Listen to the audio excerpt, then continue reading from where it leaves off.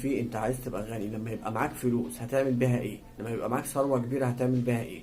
هل انك انت هتقضي حياتك عايشة كده مترفه ما بين عربية وفيلا وخروجات وحياتك اللي انت عايشها مترفه خالص وبين شرب المخدرات، ولا انت هتبقى الموضوع بالنسبة لك حققت حاجة وعايز تعمل بيها حاجات تانية، عايز تعمل نفع تاني، عايز توصل للحرية المالية؟ وبعد ما توصل للحرية المالية ايه اللي انت ممكن تعمله؟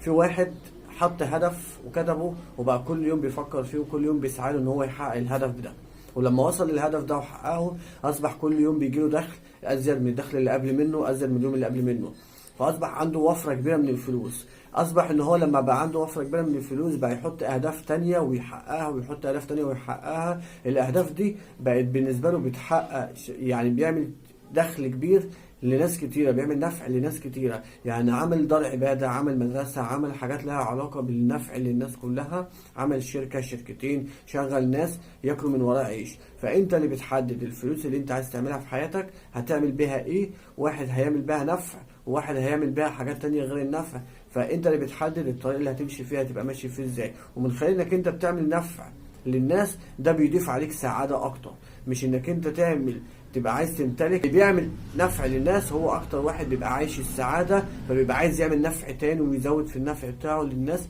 لان بيبقى حابب ساعتها ان في نشوة ان هو بيحقق احلام لناس تانية كتير. ولو عندك اي كومنت ولا عندك اي حاجة تقدر تبعتها لي على طول.